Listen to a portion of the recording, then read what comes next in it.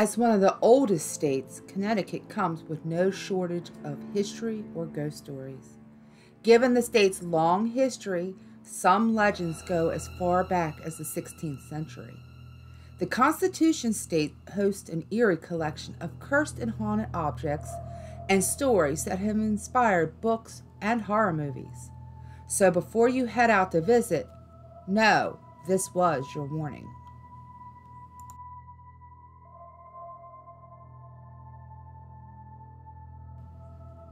Legends tell of a centuries-old curse that was placed upon a small settlement of Dudleytown, where suicide was common and people either went insane or missing.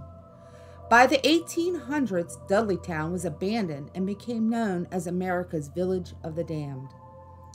During King Henry VI's reign in England, the Dudley curse was said to have begun with Edmund Dudley, who was beheaded for being a traitor to the crown. Since then, all members of the Dudley family remain cursed, and when the Edmunds' descendants moved from the old world to the new world, they brought the curse with them. According to the curse, all of the Dudley descendants would be surrounded by horror and death. The Dudleys were farmers in the New World and made a home in Dudleytown where they owned land, but things didn't turn out because the land was not good enough for farming, and by the 1800s, it was completely abandoned. Before being abandoned, once and for all, many mysterious events such as madness, suicide, fatal accidents, natural disasters, vanishings, and unexplainable sightings happened. According to legends, one of the Dudley brothers went insane.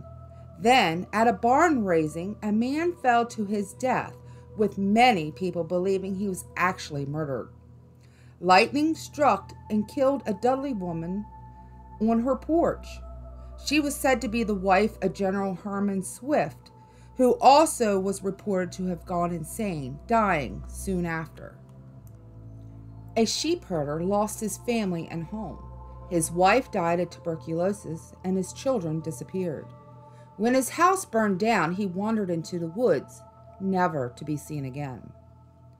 It is also reported that two women, Mary Cheney and Harriet Clark, went insane and committed suicide in Dudleytown, with Harriet claiming right before her death that she was seeing demons.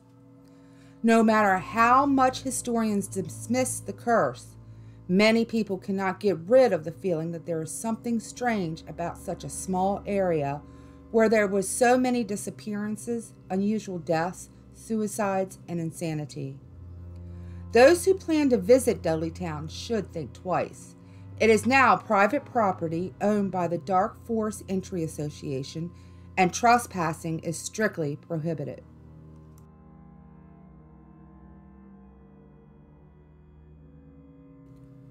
Ride the roller coaster, the Ferris wheel, and listen to the calliope music on a beautiful summer day. But as the sun sets and the air turns chilly, the building seems strangely eerie. It's just your imagination, right? Haunted amusement parks are a Scooby-Doo thing. But there are no talking dogs or old men disguised with rubber masks. At Lake Compounce, the ghosts are very real and the ride only part of the thrill. The land never forgets. Where the big roller coaster stands today, beneath the merry-go-round and the many other rides lies the memories long since buried and forgotten by most.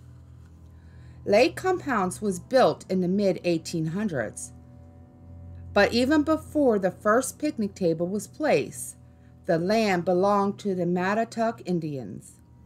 In 1684, Chief John Compounce sold the land to the settlers from Massachusetts. A few days after the deal was made, Chief Compounce met with an untimely death.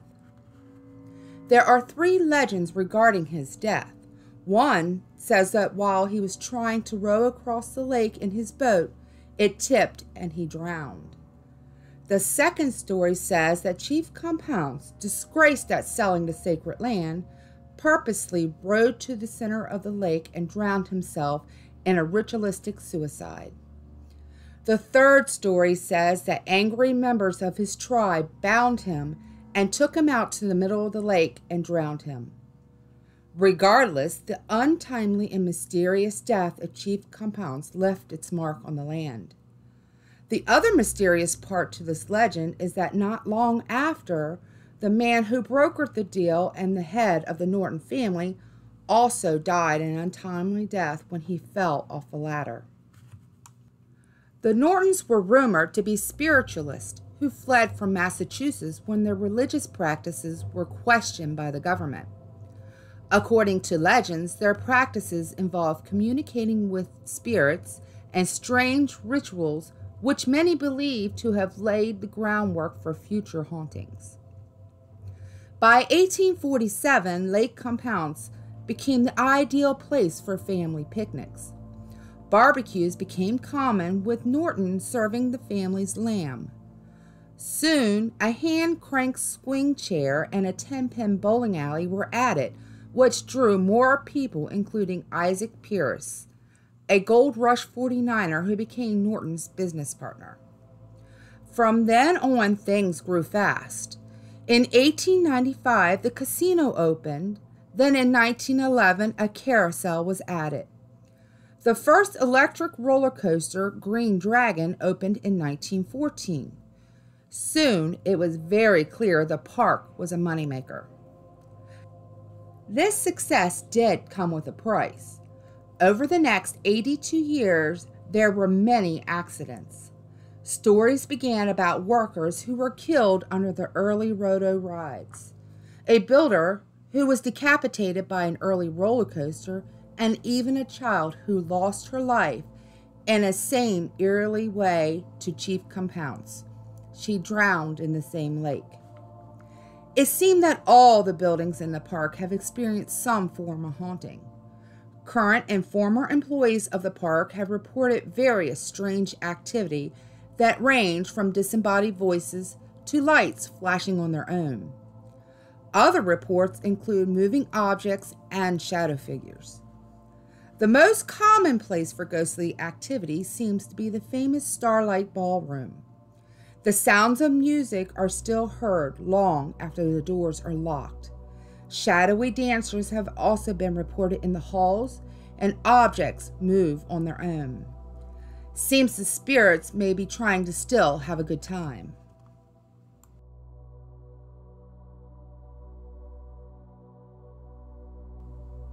There are some downright scary things in this world, some well known, some not so. Whether you believe in the supernatural or not, many reported cases of paranormal activity still seem to intrigue and mystify. Most hauntings are related to places, houses, and cemeteries. But what happens if an object is reportedly haunted? Say, a simple child's toy like a doll? The true story of Annabelle began in the 1970s when a Raggedy Ann doll was bought and gifted to a young nursing student. Soon after receiving the gift, the young woman and her roommate started experiencing strange things with the doll. At first, it was subtle things like small movements. Soon, things increased and the doll would mysteriously be in different rooms from where she was left.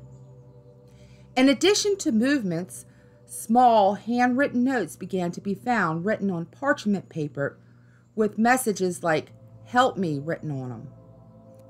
Strange thing is, no one in the apartment had parchment paper. One day after arriving back home, one of the girls felt something was off and went to check on the doll. Immediately after finding Annabelle, she felt a menacing presence and a deep urge to inspect the doll. What she found would haunt her forever. The doll had what appeared to be fresh blood on its hand and 3 drops on the doll's chest. After finding the blood, the girls decided they had enough and wanted answers, so they contacted a medium. During a seance, the medium supposedly talked with a spirit of a little girl named Annabelle Higgins, who had been killed and left in the empty field where the apartment building was now standing.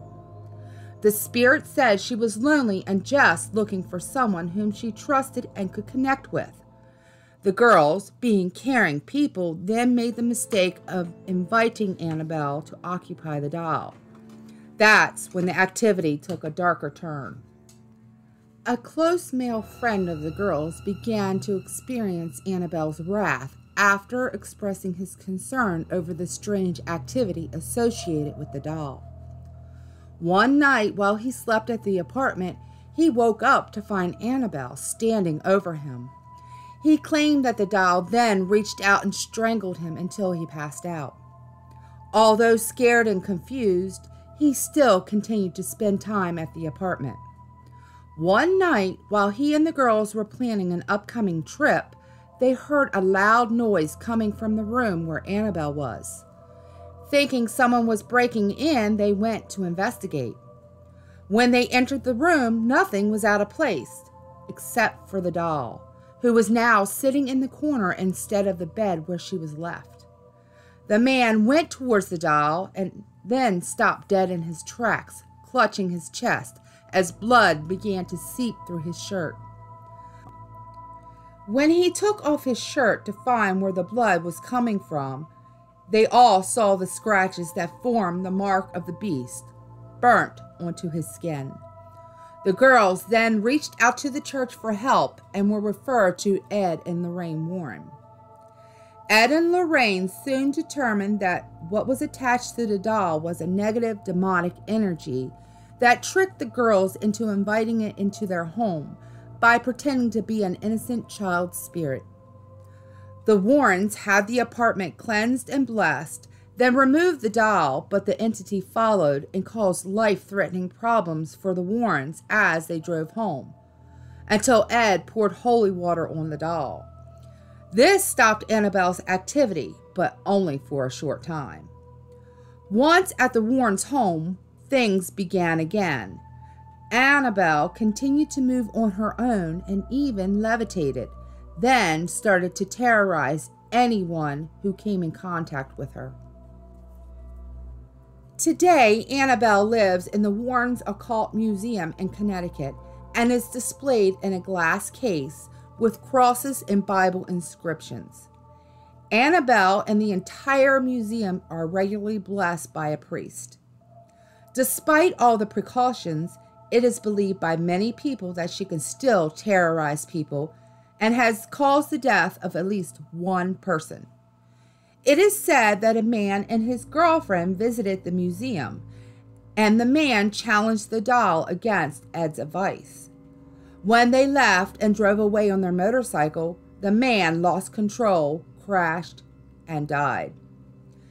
Annabelle remains in her glass case at the Occult Museum and is reported to still occasionally move and even make growling noises at unsuspecting visitors.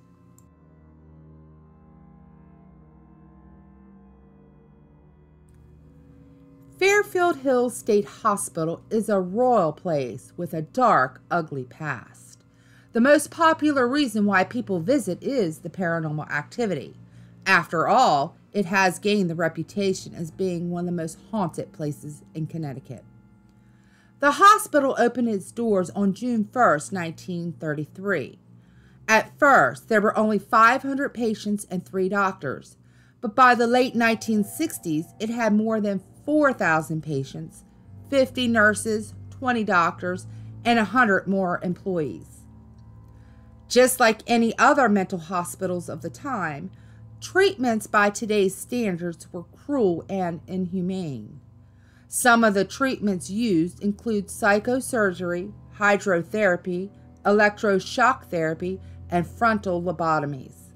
There were also several suicides and mysterious deaths.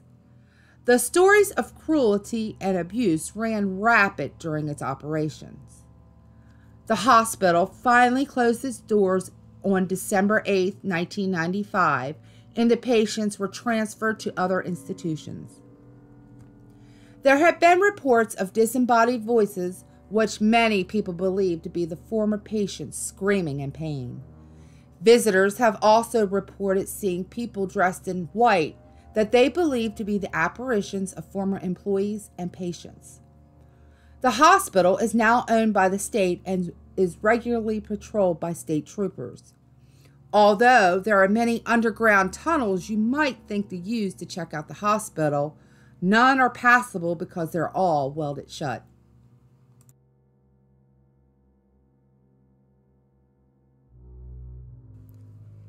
Everyone is familiar with the Salem witch trials of 1692, but afterwards the accusations didn't really stop. Although formal prosecutions were no longer common in the years following, rumors and whispers still made their way through New England towns and villages. Hannah Hovey was born almost a century later. She married Captain Joseph Hovey, and they lived on Craigley Hill in Monroe Village. Captain Hovey was known to enjoy nightly walks. Unfortunately, on one of those walks, he lost his footing and fell off a cliff to his death.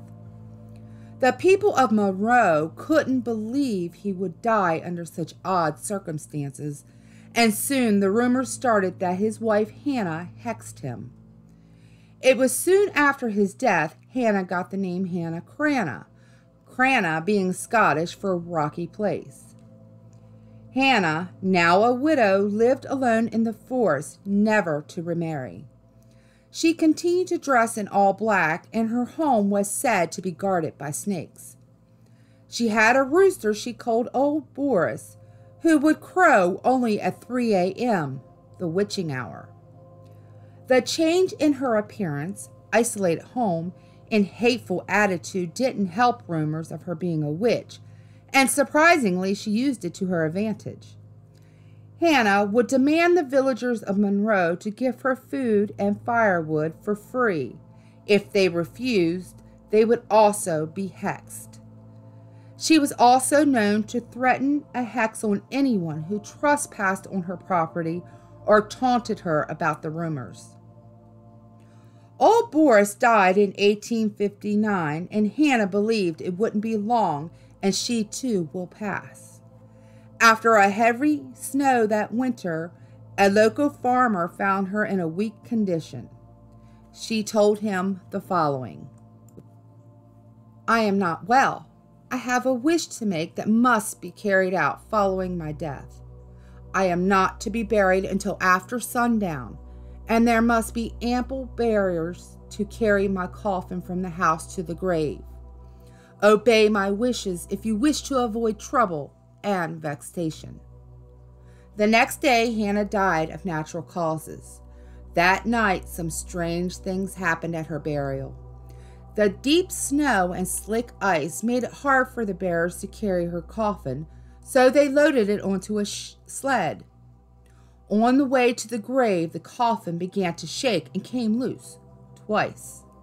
The bearers then decided to try their best to carry her to her final resting place. After finally burying Hannah, the villagers went back to her home and found the cottage engulfed in flames. Hannah is buried at Gregory's Four Corners Burial Grounds on Spring Hill Road.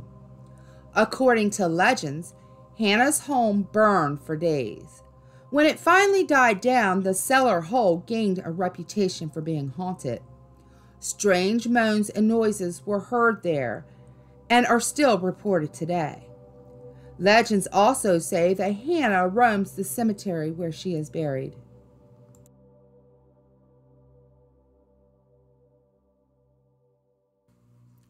After the Civil War ended, many Americans owned guns, and the global market to supply shotgun shells and bullets was expanding. Because of this, in 1867, the Union Metallic Cartridge Company opened a factory in Bridgeport, Connecticut. In 1912, with World War I escalating and the increased demand for ammunition and rifles, the Union Metallic merged with Remington Arms Company to form Remington UMC.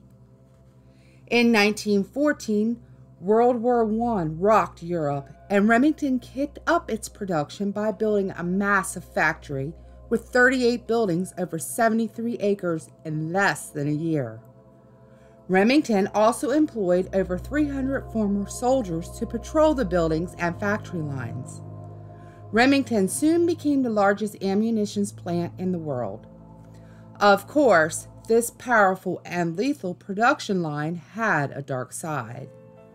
In a factory that large, with output more important than safety, industrial accidents were common and often fatal.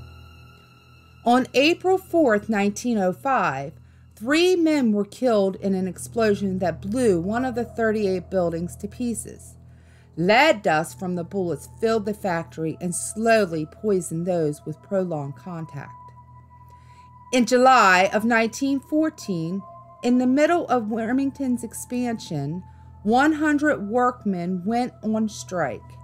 Private security, along with local police, used lethal force to stop the rioting. Many people were injured, and 18-year-old Frank Mont died. On March 28, 1942, was the darkest day for the factory when an explosion in one of the munitions buildings claimed the lives of 7 people and injured 80 others. The fire from the explosion set off bullets that ripped through nearby buildings and neighborhoods. After World War II ended, the demand for rifles and bullets fell. Over the next several decades, Remington sold off various buildings and eventually closed the factory in 1986, and it sits abandoned today. It is said that the old employees still remain, oblivious to the fact that they are now dead. There are reports of shadowy figures roaming the remaining buildings. Other reports include the sounds of factory work, disembodied voices, and yelling. In 2009, the site was featured on Ghost Adventures.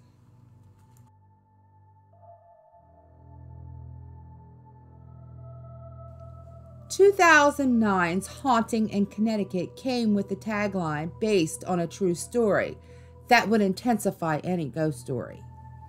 The idea that the terrifying movie could possibly be someone's reality definitely had hearts pumping.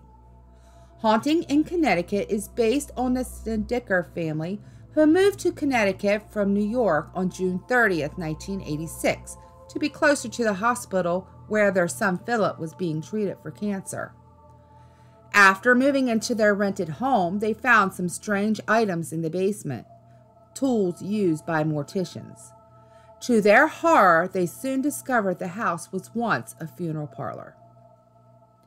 It wasn't long, and their son Philip started claiming he saw ghosts in the house, and soon after, the rest of the family experienced the terrifying visions too.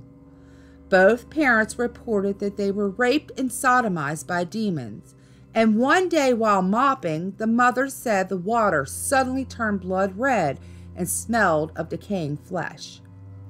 Finally, the family had enough and contacted Ed and Lorraine Warren about the activity. The Warrens, along with another investigator, stayed at the home for 9 weeks. When describing what they encountered, the Warrens rated the entity a 9 out of 10 and concluded the house was infested with demons. They also arranged for an exorcism to be performed at the house.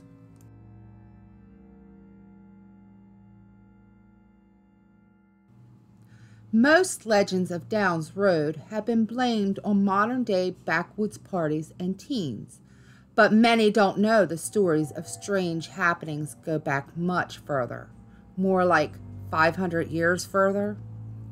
Native American tribes that lived in the area where Downs Road now sits tells of a legend of strange creatures called Pugwudgies. They are 2 to 4 feet tall, human-like creatures with supernatural abilities known to attack and lure people to their deaths. Pugwudgies are also known to control other creatures called Taipewankas, who are believed to be the souls of the dead Native Americans killed by the creatures. The areas where the legends originated from is also the areas where people have reported seeing creatures described as small Bigfoot-like creatures. Many have also reported encounters with spectral figures in the same area. During colonial times, there were stories of a creature about the size of a bear with glowing eyes and powerful enough to attack and carry off livestock. They were also able to leap high and sometimes fly. What's interesting is about the same time in South New Jersey, there was a similar story of a creature called the New Jersey Devil, and then one also in Massachusetts that also matched the same accounts. The last known sighting of the Downs Road monster was in the 1970s. It's not only creatures being sighted in the area, but spectral figures as well. All along the area, ghost sightings are common because of the many tragic accidents on Route 69 close by. Then you also have the axe murder that happened on the corner of Downs and Brooks Road, which has contributed to the ghostly activity. This corner is also known for sightings of strange things in the skies. Other reports from the area include UFO sightings. From 1954 to 2011, there were 17 UFO sightings reported on the same corner as the axe murder. The objects reported range from small orb-like lights floating across the sky to large crafts hovering over Lake Watrous before slowly drifting away.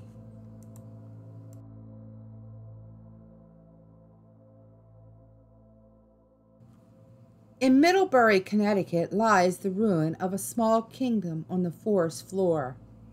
There is an old stone house crumbling into despair with foundations of tiny buildings that litter the ground around it, like something out of a dark fairy tale. The Little People Village is one of Connecticut's greatest and most haunting urban legends. Although hidden deep in the woods, this place has both captivated and disturbed many who have visited. There are many stories as to what this place is and where it came from, and each one darker than the last. One of the oldest legends of the village is that a couple living in the area over 100 years ago began to see pixie-like creatures around their home. While under a magic spell, the couple built the village for them. Another version says that an old man in the early 1900s was driven mad by the voices of the small beings, who also commanded him to build the little kingdom. After doing their bidding, he killed himself. The final story says it was a former train-side attraction for a local amusement park that was abandoned when the trolley system shut down. Regardless, this place is one big mystery. Because of its intriguing nature and dark urban legends, it has become a hotspot for ghost hunters and vandals and has suffered greatly. A curse has also allegedly been placed on the grounds by ancient magic. The village throne is believed to cause the death of a person within 7 years if they dare to sit on it. The myths and urban legends have given this Little People Village quite a reputation and has become known as one of the greatest haunting hotspots in Connecticut.